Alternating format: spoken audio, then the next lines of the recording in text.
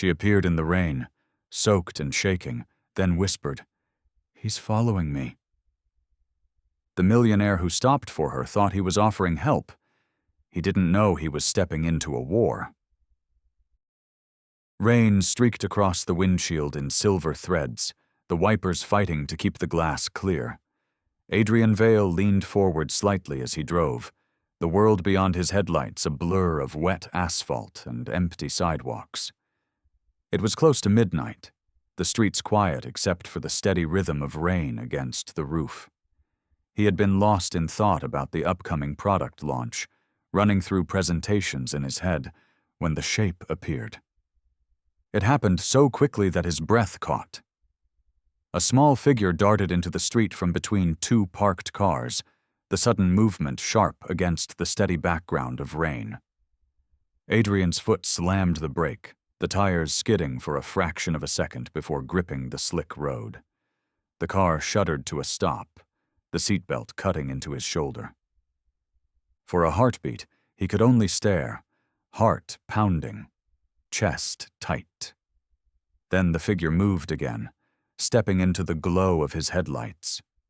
She was tiny, maybe 9 years old, her hair plastered to her face by the rain, her jacket soaked through. She didn't run past the car or away from it. Instead, she stumbled toward the driver's side, her thin hands pressing against the window as if it were the only thing holding her upright. Adrian lowered the window halfway, the cold rush of wet air hitting his face. The girl's lips moved, her voice almost lost in the rain. He leaned closer, trying to hear. And then the words reached him. "He's following me." They were barely more than a whisper, but they cut through the night with a strange clarity. Adrian's gaze flicked past her, scanning the empty street, the dim pools of light cast by street lamps. Nothing moved, but the certainty in her voice left a weight in his chest. "Who?" he asked, his tone sharper than he intended. She shook her head, water flying from her hair, and glanced over her shoulder as if expecting someone to emerge from the darkness. Her breath came in short bursts, not from running, but from fear.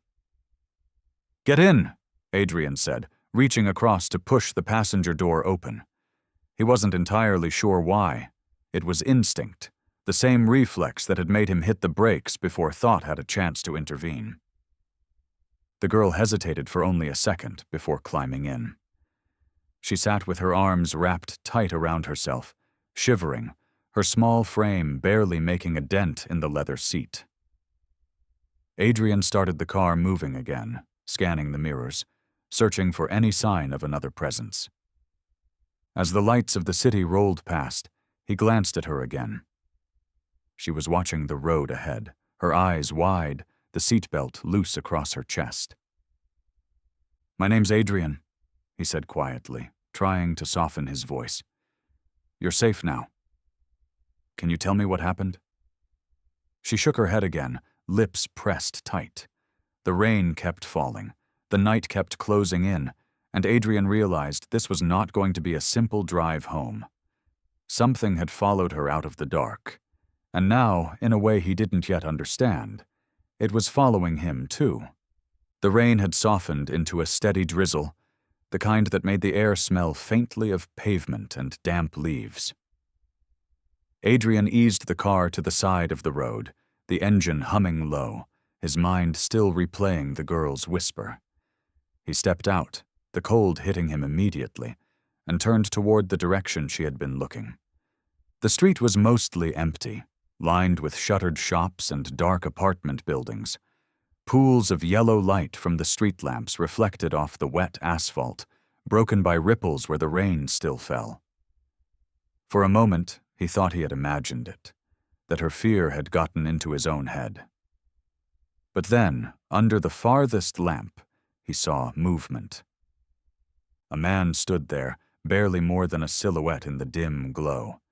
He was still, too still, his head tilted slightly as if he were studying Adrian from a distance. The collar of a dark coat was pulled up around his neck, his hands hidden in his pockets. Even from that far, something about the way he stood made Adrian's instincts tighten. The man didn't move closer. Instead, after a few long seconds, he stepped back into the shadows, disappearing into the mouth of an alley. Adrian's eyes stayed fixed on the spot, waiting for him to reappear. But the alley remained dark and silent. Adrian ran a hand through his hair, rain collecting on his fingers. He glanced back at the car, at the small shape in the passenger seat watching him through the glass. She was clutching something, his coat, pulling it tight around her like it was a shield. He opened the driver's side door and leaned in. "Stay here," he said gently, though he could see the answer in her eyes before he even spoke. Her head shook quickly, her grip on his coat tightening. "No, please, don't make me go back out there." Her voice was so small, almost swallowed by the sound of the rain, but the fear in it was impossible to miss. Adrian hesitated, torn between wanting to check the alley and not wanting to leave her alone. There was no telling who that man was, or how far he had gone. He could still be watching from somewhere unseen. "All right," he said finally, closing the door again. He slid into the driver's seat, the warmth of the car wrapping around them both. She didn't let go of his coat. Her fingers curled into the fabric as if it was the only thing keeping her steady. As they pulled away from the curb, Adrian checked the mirrors. The street receded behind them, empty except for the fading glow of the lamps. He told himself the man was gone, that they were safe for now, but a tightness lingered in his chest. The image of that still figure under the streetlight stayed with him, as clear as the sound of the girl's whisper.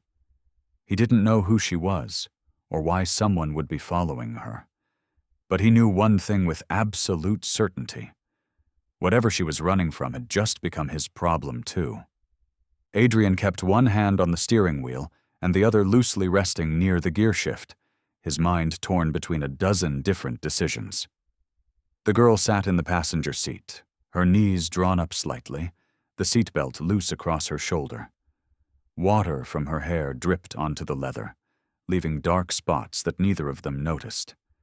She hadn't said anything since they pulled away from the curb, her gaze fixed on the passing streets, eyes darting from one window to the other as if she expected something to appear at any moment.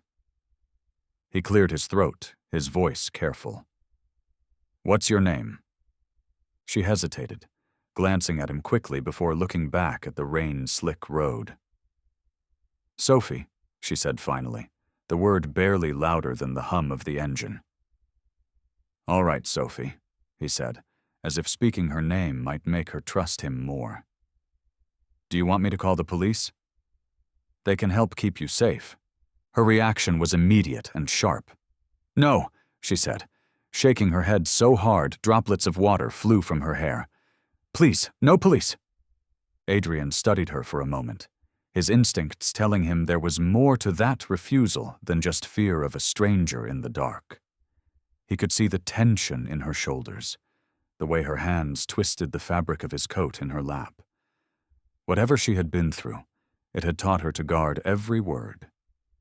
"Okay," he said, keeping his tone calm. "No police." "Not unless you want them." He didn't push. She was like a skittish animal, pressed too hard, and she might bolt, even from safety.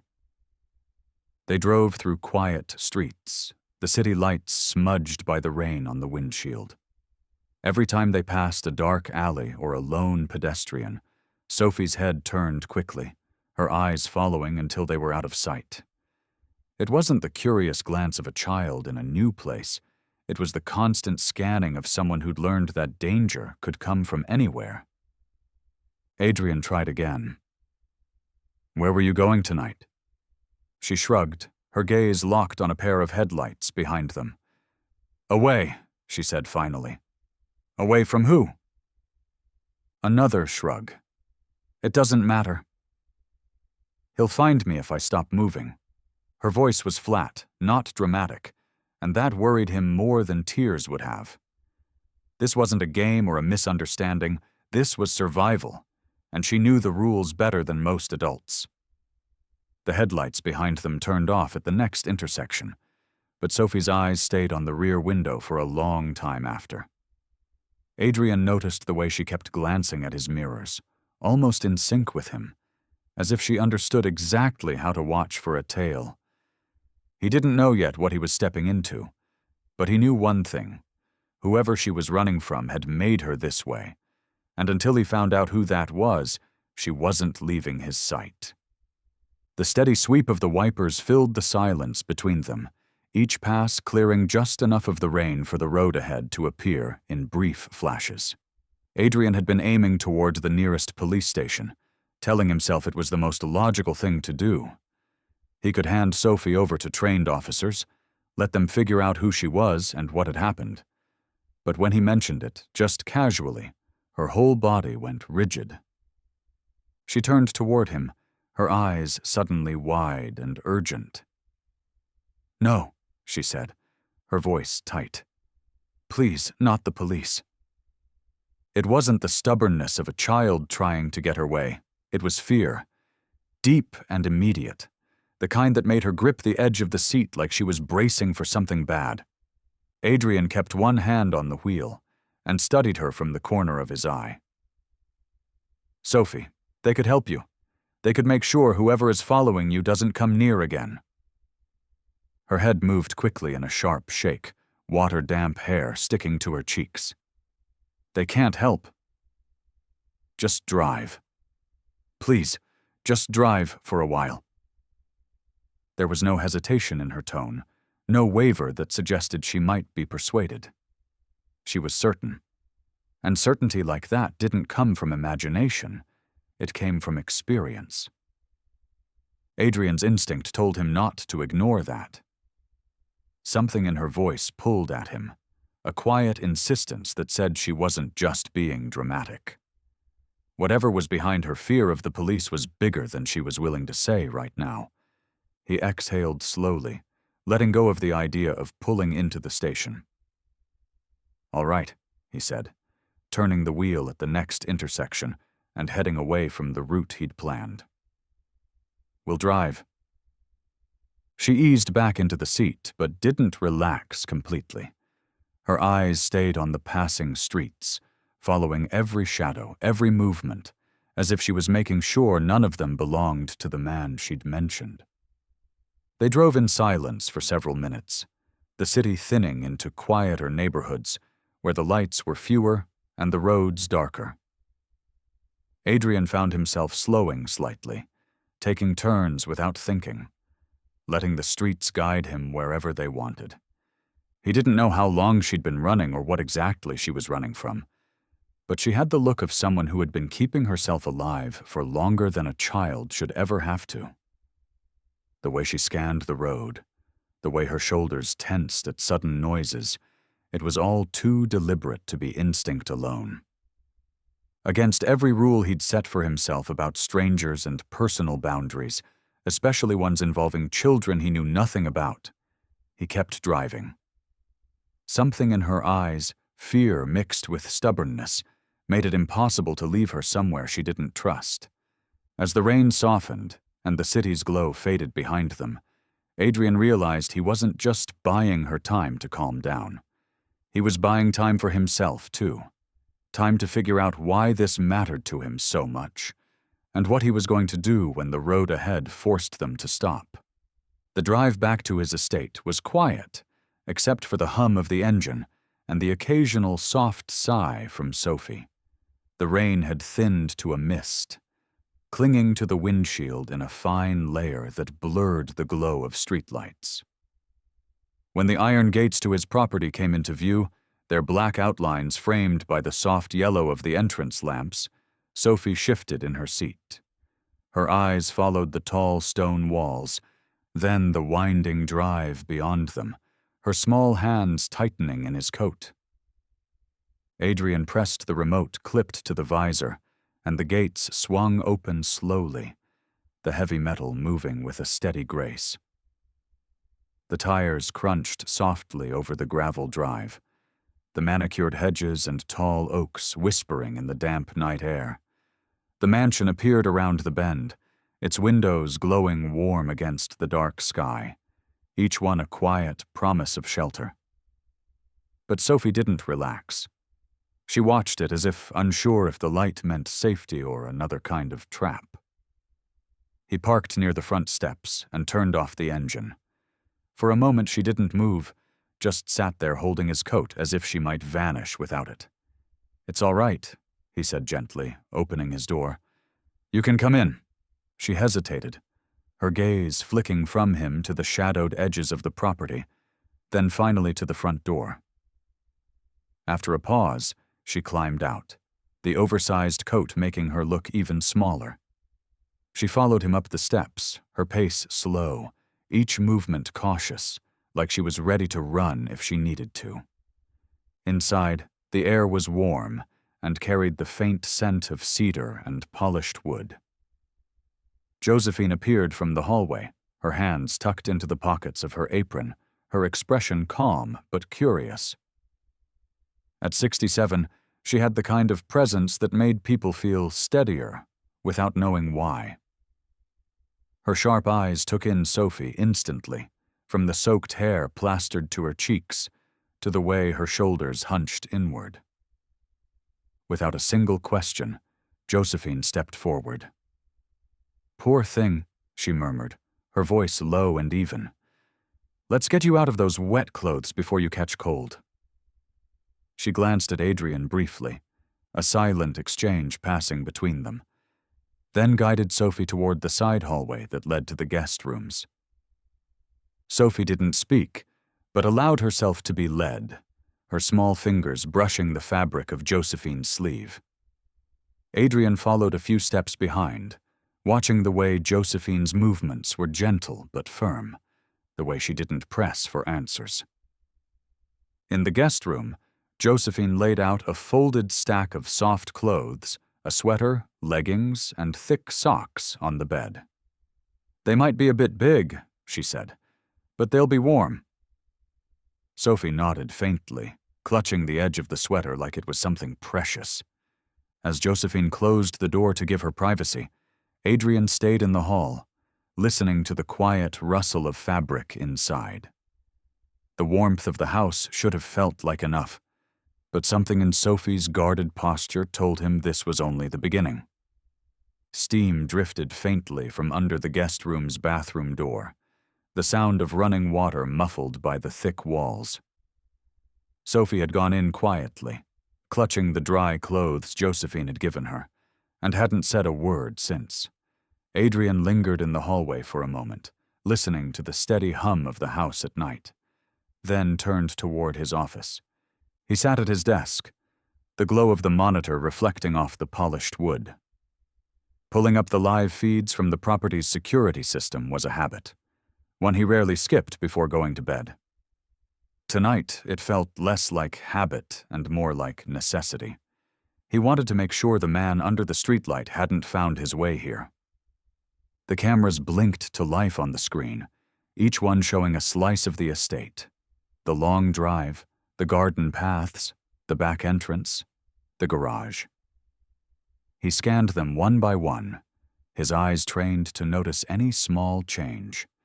Everything looked still, the rain-slicked stone glistening under the lights. When he reached the front gate feed, the box where the image should have been was dark.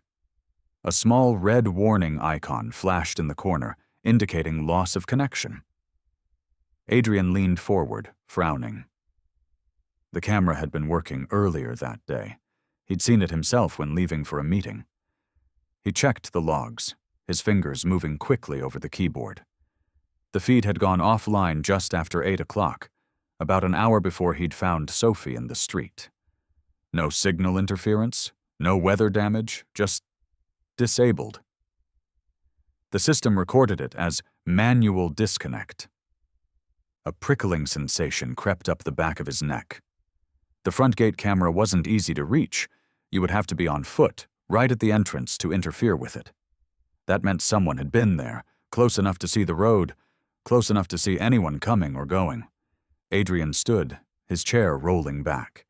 He crossed the hall to the small utility closet where he kept spare equipment, grabbed a flashlight, and stepped out into the damp night air. The rain had nearly stopped, leaving the world hushed except for the soft drip from the gutters. He followed the gravel drive toward the gates, his shoes crunching softly. The metal loomed in the dim light, the camera mounted just above the keypad. It hung slightly askew, the wiring tucked behind it pulled loose. Someone had done this quickly, but with purpose, knowing exactly what to touch to shut it down without setting off the alarm. Adrian replaced the wiring enough to restore the feed, watching as the gate appeared on his phone's screen. The image was clear again, but it didn't erase the fact that it had been dark for hours. As he turned back toward the mansion, the warm light spilling from the windows felt different now, not just welcoming, but fragile. Somewhere inside, Sophie was showering, unaware that the first real clue had already appeared, and it was waiting at his front gate. The rain had stopped by the time the house settled into its usual nighttime stillness, the air carrying the faint scent of wet earth through a cracked window in the hallway. Adrian sat in his office going over the disabled camera footage again. The red warning icon still burned into his thoughts. Sophie had been asleep for over an hour, or so he assumed, and Josephine had gone to bed after checking the locks twice. The hum of the refrigerator in the kitchen and the occasional creak of the old wood were the only sounds that kept him company. He left the office to make a final pass through the house before turning in. The light in the hallway outside the guest room was dim, casting long shadows across the walls. As he passed Sophie's door, a faint sound caught his attention. It was a voice, too soft to make out the words, but definitely speaking. He paused, leaning closer, thinking she might be talking in her sleep or maybe on the phone. The tone was low and urgent, nothing like the guarded silence she had kept with him earlier. He stepped closer, his hand hovering near the doorknob, straining to hear. The pauses in her speech made it clear she was listening to someone else, not just talking to herself. Quietly, he pushed the door open a few inches. Sophie was sitting cross-legged on the bed, her head bent, one hand cupped near her ear. In the dim light from the bedside lamp, he saw the glint of something small tucked there. An earpiece, thin and discreet, almost invisible against her damp hair. He stepped inside, and the floor creaked under his weight. Her head snapped up, her eyes wide for a fraction of a second before she schooled her face into a neutral expression. She pulled the earpiece out so fast it nearly disappeared in her fist, then slid it under the pillow beside her. "What was that?" Adrian asked, his voice calm but edged with something sharper. "Nothing," she said quickly, looking down at her lap. Her fingers twisted the edge of the blanket, avoiding his gaze. "That didn't sound like nothing," he said, taking a step closer. The air in the room felt suddenly heavier, the distance between them filled with questions neither of them wanted to answer first. She shook her head, lips pressed tight. "It's just mine," she said, and the way she said it made him think it wasn't the full truth. He could see the tension in her shoulders, the way her body angled slightly away from him, guarding the pillow. She was protecting whatever was hidden there, and she was good at it, too good for a girl her age. Adrian held her gaze for a moment longer, then straightened. "We'll talk about it in the morning," he said finally, keeping his voice even. But as he stepped back into the hallway, he knew there was no way he was waiting that long. Whatever Sophie was involved in, it had just followed her into his house. Adrian didn't sleep much that night, the image of Sophie with the earpiece replaying in his mind every time he closed his eyes. By morning, the clouds had thinned, letting pale light filter into the house. The air still smelled faintly of rain, and somewhere in the kitchen Josephine was making coffee, the scent drifting through the halls. Adrian found Sophie in the sunroom, curled up in one of the armchairs with her knees pulled to her chest, wearing the sweater Josephine had given her. She looked smaller in the daylight, but her eyes were still sharp, watching him as he approached. He sat across from her, resting his forearms on his knees. "We need to talk about last night," he said, "and about the man you said was following you." Her gaze flicked to the floor, then back to him. "I told you," she said quietly. "He's connected to my mother's friends." She spoke the word friends like it was something bitter in her mouth. "What kind of friends?" he asked. She hesitated, her fingers tightening around the cuff of her sleeve. "The kind you don't invite over unless you have to," she said finally. "They came to our house a few weeks ago." "They were looking for something. I don't know what. My mother acted like she owed them a favor. And then—" She trailed off, biting her lip. "And then?" Her shoulders lifted in a small shrug. "They started coming around more. Bringing people I didn't know. Men who didn't smile. Men who watched everything." Adrian felt the faint stir of unease in his chest. "And the man last night?" Her eyes darkened, and she nodded. "He's one of them. I saw him outside my school a few days ago, and then again near the market. Last night he was just there, standing like he was waiting for me to notice. So I ran." He leaned back, studying her. "Why were you alone? Where was your mother?" The question made her flinch, almost imperceptibly, but enough for him to notice. She shook her head, her voice dropping even lower. "I don't want to talk about that." "Sophie." "I can't," she interrupted, and there was something final in the way she said it, as if speaking the words would change something she couldn't control. He let the silence stretch for a moment, watching her tuck her chin deeper into the collar of the sweater. She was protecting something. Maybe herself. Maybe someone else. He couldn't tell yet. "All right," he said at last, keeping his voice steady. "But you're safe here. No one's going to hurt you while you're in this house?" She gave a small nod, but her eyes didn't soften. She had heard promises before, he realized, and maybe she didn't believe them anymore. As he stood to leave, he knew one thing. Whatever she wasn't telling him was the key to why a stranger had been watching her, and until he learned it, the danger she carried wasn't going anywhere. The morning passed in a quiet tension, the kind that settled into the corners of the house and made every sound feel louder than it was. Sophie stayed mostly in the guest room, reading one of the books Josephine had left for her, though Adrian suspected she was using the stillness to listen, not to relax. Josephine moved about her usual tasks, but Adrian could see the subtle way her eyes followed Sophie whenever she passed through the hallway, as if she was already aware there was more to the girl's story than they had been told. By midday, Adrian found himself in his office again, the unease from their conversation gnawing at him.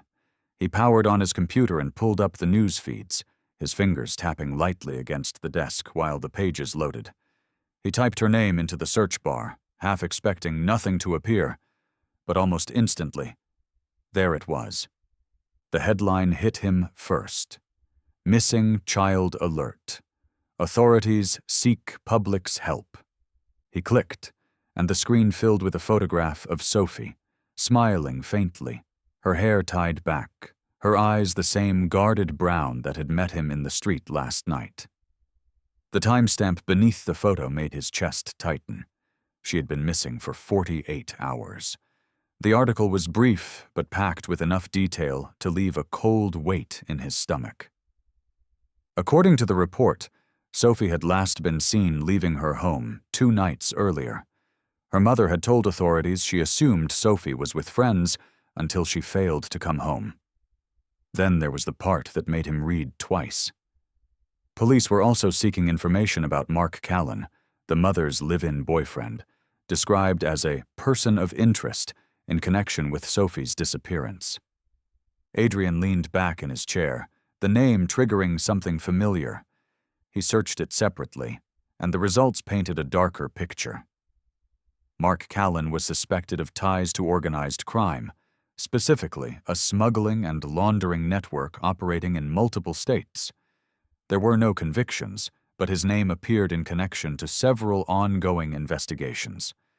Adrian stared at the screen, the pieces shifting uncomfortably in his mind. Sophie's fear of the police, her reluctance to explain why she was alone, her story about her mother's friends. It all lined up too neatly with the picture the articles were painting. He pushed away from the desk and walked to the window, looking out over the long stretch of drive leading to the gates. The disabled camera, the man under the streetlight. None of it felt like coincidence anymore. When he returned to the kitchen, Sophie was sitting at the counter with a mug of cocoa Josephine had made, her fingers wrapped around it like she was trying to soak up every bit of warmth. She looked up as he entered, her expression cautious. Adrian didn't mention the article yet. He knew if he pushed too hard now, she would retreat even further. But the name Mark Callan stayed in his mind like a warning bell, one he couldn't ignore. He had no doubt anymore. Whatever trouble had found Sophie was bigger and far more dangerous than she had let on. Adrian waited until later in the day to bring it up, hoping a few hours of calm would make the conversation easier. Sophie had been in the living room with Josephine, helping arrange books on the shelves, her small hands moving with careful precision. She seemed lighter in those moments, almost like a regular child, but the guardedness never fully left her face. When Josephine stepped out to answer the phone, Adrian took the seat across from Sophie, the article still fresh in his mind. "I need to ask you something," he began, keeping his tone even. "I saw a missing child alert today. It had your photo." Sophie froze, the book in her hands halfway to the shelf. Her eyes darted to his, wide and sharp, and then to the doorway as if checking whether Josephine was still gone. "You weren't supposed to see that," she whispered. "It says you've been gone for 2 days," he said gently, "that your mother reported you missing." Her fingers tightened on the book's spine until her knuckles turned white. "I'm not going back," she said quickly, almost tripping over the words. "I'm not saying you have to," he assured her, "but I need to understand why."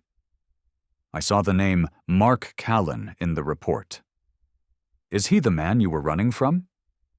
She dropped the book onto the shelf with a muted thud, her breathing uneven. "If I talk, he'll hurt everyone," she said, the words coming out in a rush. "Not just me. My mom, people I know, people he thinks I told things to. He doesn't care who it is. If he thinks you're a problem, you disappear." The raw fear in her voice made Adrian's stomach knot. This wasn't the exaggerated fright of a child. It was the kind of certainty that came from watching someone act on their threats. "Sophie," he said carefully, "you're safe here. I have security, cameras, gates." "You think that matters to him?" she interrupted, her voice trembling but firm. "You don't know what he can do. You don't know who he knows." Her gaze dropped to the floor, and she pulled her knees up onto the chair like she was making herself smaller. "The police can't help. They've tried before with people like him. They just make it worse." Adrian leaned forward, trying to meet her eyes. "I'm not the police. I'm not going to hand you over to him, but I can't protect you if I don't know the truth." Her jaw tightened, and she shook her head. "The truth will just get you hurt, too." The words hung between them, heavy and unmovable. Adrian realized in that moment that pushing her harder would only drive her further into silence. She wasn't ready to give him the whole story. Not yet. Maybe not for a while. But the look in her eyes told him she believed every word she'd said. And that belief meant Mark Callan was far more dangerous than Adrian had imagined. One thing was certain. Sophie was never going back to that house, and as long as she was under his roof, neither was her fear. The next afternoon the rain had cleared, leaving the city streets slick and shining under a pale winter sun. Adrian had an early meeting downtown, one he couldn't push off without raising questions, so he left Sophie in Josephine's care with strict instructions to keep the gates locked and the alarms on. He told himself it would be fine, that the cameras were back online and the property was secure, but there was still a restless tension sitting in his chest as he pulled out onto the main road. Traffic was steady, but not heavy, the hum of his engine blending with the muted sound of tires slicing through shallow puddles. He was halfway to the highway ramp when a dark shape caught his attention in the rearview mirror. A black SUV, its windows tinted just enough to make it impossible to see inside, was several car lengths back. At first, he didn't think much of it. SUVs were everywhere in the city. But something about the way it kept perfect pace with him made him look twice. The driver's face was mostly hidden by a baseball cap pulled low, the brim casting a shadow over his features. It could have been anyone, but Adrian's gut told him otherwise. He took the next left instead of heading straight for the ramp, telling himself it was a quick detour to grab coffee before the meeting. The SUV turned left, too. He kept driving, changing lanes at random, slowing slightly, then speeding up. The SUV matched every move. A low current of adrenaline began to pulse through him, sharpening his focus. He made another turn, this time onto a quieter street lined with older buildings, and looped back toward the main road. The SUV followed without hesitation. By the time he circled the block a second time, there was no doubt. Whoever was behind that wheel wasn't just another driver heading in the same direction. They were shadowing him. Adrian's mind began piecing together possibilities. Mark Callan's people? A hired tail? Or was it the same man from under the streetlight that night? He resisted the urge to confront them on the spot. Instead, he eased into a busier avenue, blending into the flow of traffic, and made a slow merge toward the parking garage attached to his office building. He caught the SUV in his mirrors again as it passed by without turning in, disappearing into the lane ahead. He parked and sat for a moment in the quiet of the car, his hands resting on the steering wheel. His instincts screamed that this was connected to Sophie, that whatever trouble she had dragged to his doorstep was already reaching out toward him.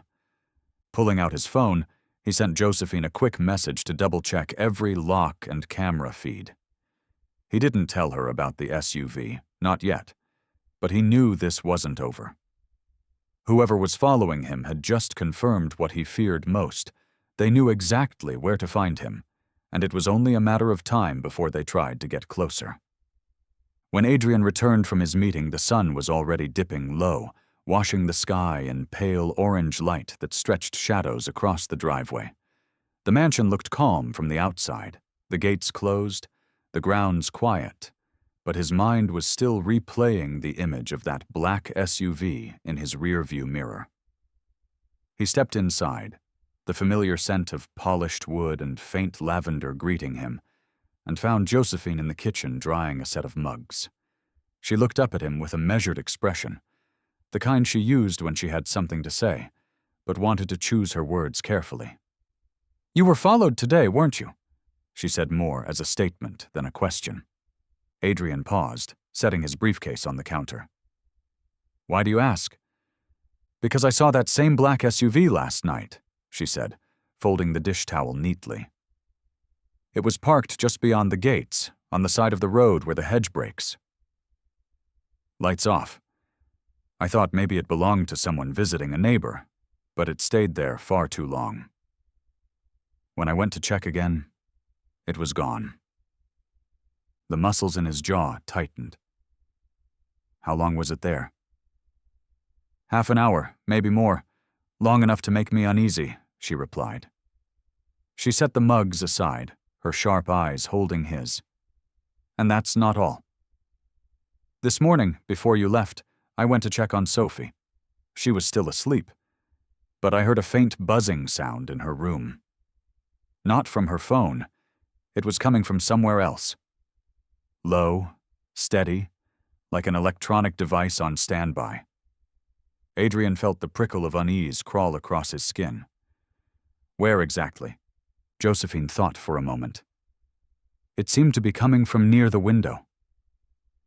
I didn't want to go rummaging through her things without asking you first, but I've been around long enough to know what certain sounds mean.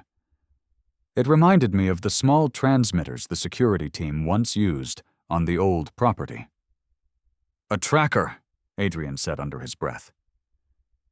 It's possible, she said, her voice even but firm.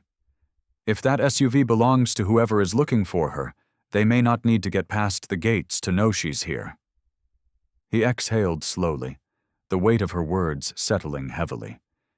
If there was a tracker in her room, it meant someone had been close enough to plant it, and that it was probably transmitting right now. The disabled gate camera, the figure under the streetlight, the SUV shadowing him, it was all part of the same chain. I'll check the room tonight, he said finally. Quietly. I don't want Sophie to panic before I know what we're dealing with. Josephine nodded once, her expression steady. Just remember, whoever put it there is patient. They're watching and waiting.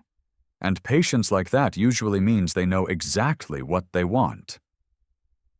Adrian met her gaze, the resolve hardening inside him. If they thought they could sit outside his gates and listen in on his house, they were about to learn that they had chosen the wrong door to stand behind. Adrian waited until the house had gone quiet for the night before moving. Sophie was in bed, the hallway lights dimmed, and Josephine had retired to her own room. He walked softly down the guest room corridor, every step deliberate, the air heavy with the stillness that comes after midnight. He paused outside Sophie's door, listening. Her breathing was steady, deep, the rhythm of someone asleep. He eased the door open, careful not to let the hinges creak, and stepped inside. The lamp on the dresser cast a faint glow, enough for him to see her curled under the blankets. She had the pillow tucked close, her face half buried in it. Adrian approached quietly, kneeling beside the bed. For a moment he hesitated, watching the peacefulness on her face, so different from the guarded expression she wore during the day. Then, with a slow and practiced motion, he lifted the edge of the pillow. His fingers found it almost immediately, the smooth, tiny curve of the earpiece. It was lighter than he expected, barely noticeable in his palm, a piece of technology that could pass for a toy or a wireless earbud. But the way Sophie had hidden it told him it was neither. He slipped it into his pocket and gently adjusted the pillow back under her head. She stirred slightly, but didn't wake. Back in his office, he closed the door and took the earpiece from his pocket, setting it on a folded cloth on the desk. He didn't want to risk tampering with it himself, not without knowing if it was transmitting at that moment. He pulled out his phone and dialed a number he hadn't used in months. The man who answered spoke in a low, even voice. Vale. Been a while. I need something analyzed, Adrian said. Securely. No questions in the wrong places. A brief pause. Bring it to me. Tonight. Half an hour later, Adrian was in an unmarked building on the edge of the industrial district. Inside, the hum of computers and faint scent of solder filled the dimly lit workspace.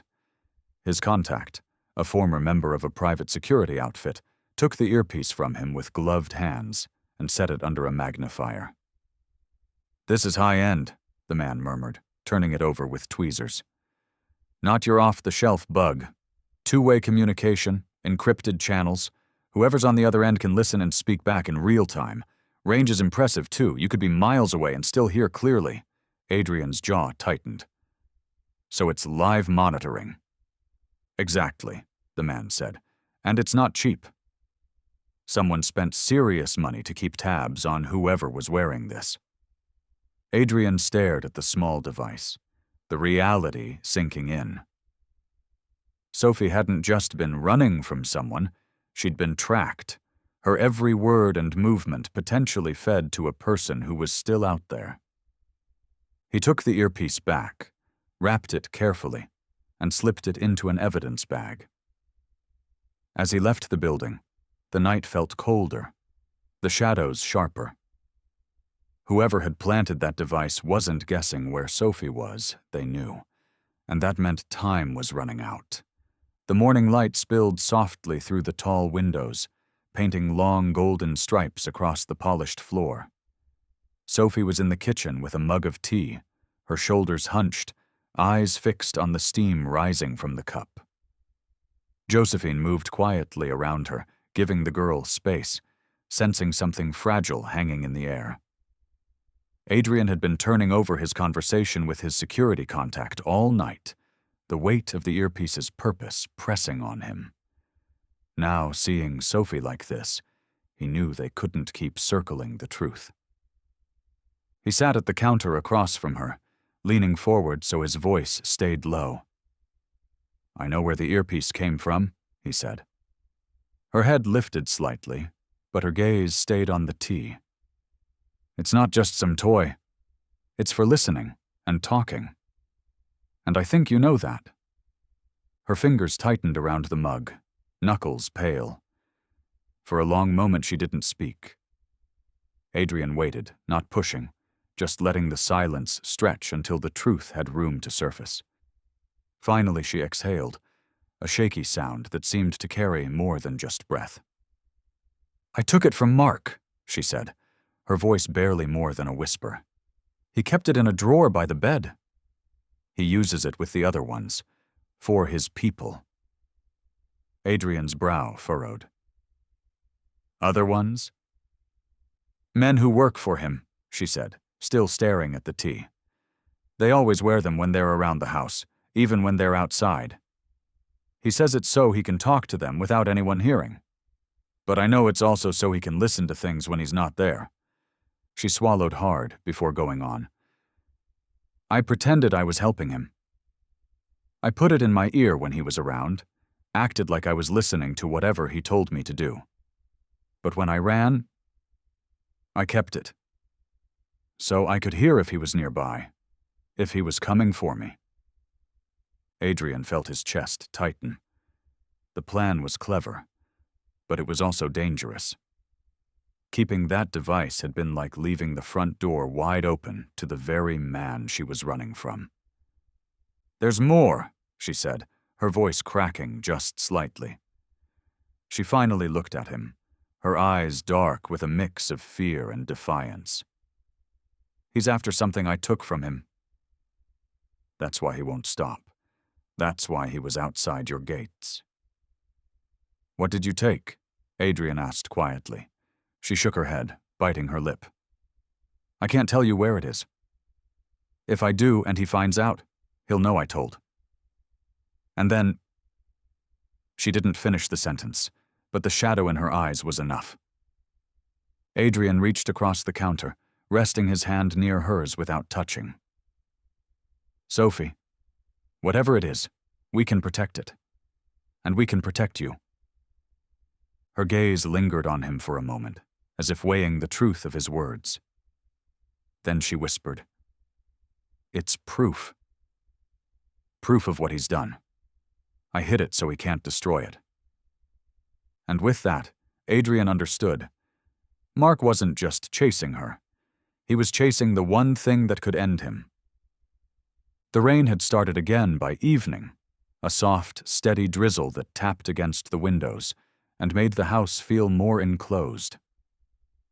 Sophie sat at the edge of the couch in the library, her backpack at her feet, the straps wound tightly around her fingers as if she wasn't ready to let it go. Adrian stood nearby, waiting, giving her the space to decide whether she was going to follow through with what she had hinted at earlier. Josephine lingered in the doorway, silent but watchful, her presence a quiet anchor in the room. Sophie finally lowered her gaze and unzipped the bag. She reached into the main compartment, then slid her hand into a small tear in the inner lining, one so neatly stitched back together that Adrian would never have noticed it without being told. From the hidden pocket, she pulled out a tiny object wrapped tightly in layers of black electrical tape. She turned it over in her palm once before offering it to him. "This is what he wants," she said. "If he gets it, he'll destroy it. If you keep it, you'll see why he can't." Adrian took it carefully, the weight of it almost nothing, but the significance pressing heavy on his chest. He recognized the shape even before peeling back the first layer of tape. A flash drive, small and unremarkable, except for the effort she had taken to hide it. He glanced at Josephine, then back to Sophie. "We'll check it on a secure system. One that can't be traced." Upstairs in his office, Adrian powered up an isolated laptop he used only for sensitive testing. It had never touched the main network, and never would. He slid the drive into the port, the click sounding louder than it should in the quiet room. The files loaded quickly, folder after folder appearing on the screen. At first glance, it looked like business data, spreadsheets, scanned documents, account statements. But as Adrian clicked deeper, the patterns began to emerge. Transaction records linked to offshore accounts, names coded but not hard to recognize once cross-referenced, sums of money so large they almost didn't seem real. The dates stretched back years, each one tying into a larger web of transfers and shell companies. One folder labeled Ledger contained what looked like a master list, connecting dozens of accounts to a handful of individuals. Among the names was Mark Callan. Another name Adrian recognized belonged to a man already under federal investigation for racketeering. He sat back, the magnitude settling in. "Sophie, this isn't just proof.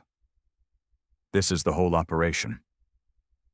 She nodded, her hands clenched together in her lap. "I found it on his desk one night. I don't think he knew I saw it. But I knew it was important, so I copied it before he could lock it away." Adrian looked at her, seeing not just a frightened child, but someone who had made a deliberate, dangerous choice to hold on to the truth.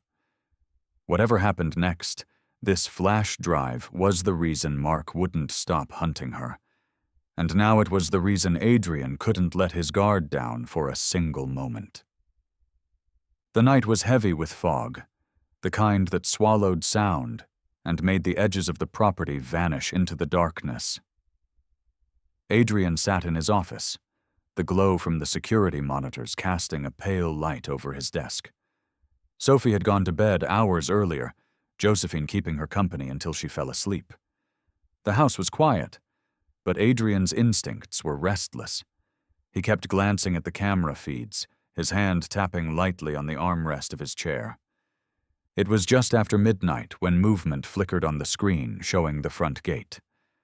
At first it was only shadows, but then the outlines sharpened into the shape of two men moving low along the hedge. Another figure appeared near the keypad, crouching, hands working quickly as if trying to bypass the system. Adrian leaned forward, his pulse steady but his mind alert. A soft chime sounded from the control panel, signaling an attempted breach. The new security system he'd installed after the disabled camera incident kicked into full lock mode. Steel reinforcements slid into place inside the gates, and the floodlights along the drive blazed on, cutting through the fog with harsh white light. The men froze for a moment, caught in the glare. One of them pulled a hood lower over his face, while another gestured sharply, and then they moved back toward the road. A fourth figure lingered near the far corner of the property, watching. Adrian hit the intercom button connected to the exterior speakers. "You've got 30 seconds to clear my property before the police are notified." His voice carried across the drive, calm but edged with authority. The figures hesitated, then melted into the darkness beyond the hedge. He stayed at the monitors until the movement alerts cleared, then checked every feed twice. The system had held, exactly as designed, but the encounter didn't leave him with any sense of relief. They hadn't come to test the gates, they had come to get inside. If they were willing to make a move this bold, it meant Mark was running out of patience. When Josephine appeared at the office door, drawn by the light still on, he told her what happened. She listened without interrupting, her expression tightening in that quiet way of hers that meant she was already thinking several steps ahead. "They'll be back," she said simply. "And next time, they'll try harder." Adrian knew she was right. Defenses alone wouldn't end this. Mark had resources, men, and enough desperation to keep sending them until one attempt succeeded. The only way to stop him was to take away the reason he was chasing Sophie in the first place, and that meant using the flash drive. As he shut down the monitors for the night, Adrian felt the shift inside himself. This wasn't just about keeping Sophie safe within the walls of his home anymore. It was about turning the hunt back on the man who had been pulling the strings. He would find a way to make every name, every transaction, every hidden piece of Mark's network see the light of day. And when that happened, the gates wouldn't just keep danger out. They would be the line that kept a defeated man from ever coming close again. The plan came together over 2 long days, each hour adding to the weight pressing on Adrian's shoulders. The flash drive sat in a locked case on his desk, its contents now copied to multiple secure locations. Sophie stayed close to Josephine, unaware of the finer details, though she knew something was happening. Adrian didn't want her to see the risk he was taking, only the result. He used one of the encrypted email accounts he kept for business disputes to send a message directly to Mark. The wording was careful and deliberate, just enough to bait him without raising suspicion. He told him he had Sophie's property, that he didn't want trouble, and that he was willing to return it in exchange for being left alone. There was no mention of the contents, no threats, just the suggestion that this could all end quietly if Mark agreed to meet. The reply came faster than Adrian expected. Mark offered a location, a private warehouse on the edge of the docks, and a time: midnight. It was the kind of meeting place chosen by someone confident in control, someone who thought he could make a problem disappear. Adrian forwarded the details to a federal contact through an untraceable drop, attaching a note that the man in question would be in possession of evidence linked to ongoing criminal activity. He signed it anonymously. The less Mark suspected about his involvement with the authorities, the better. On the night of the meeting, Adrian drove alone, his car carrying only the locked case with the decoy drive inside. The real one was safe in another location. The streets grew emptier as he neared the docks, the air colder and tinged with the smell of salt and diesel.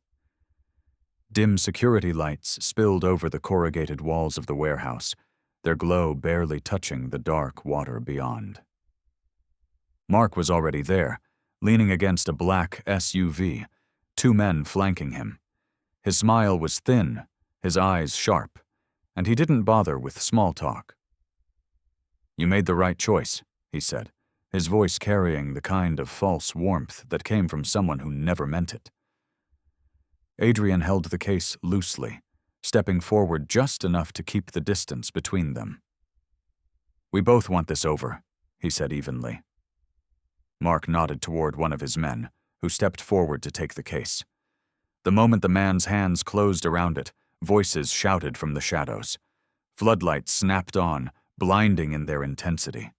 Figures in dark jackets moved in from every angle, weapons raised, the word "Federal" stenciled in white on their gear. Mark spun toward Adrian, his expression twisting into something colder than rage.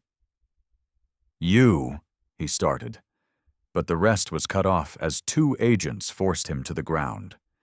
His men were disarmed and cuffed in seconds, their surprise leaving no room for resistance. Adrian didn't move until the lead agent gave him a brief nod, confirming the arrests were secure. As he turned to leave, the night air felt lighter, cleaner. This wasn't the end. There would be statements, investigations, trials, but Mark was no longer free to stalk Sophie's life. And for the first time since she'd run into his car that rainy night, Adrian believed they might finally have room to breathe.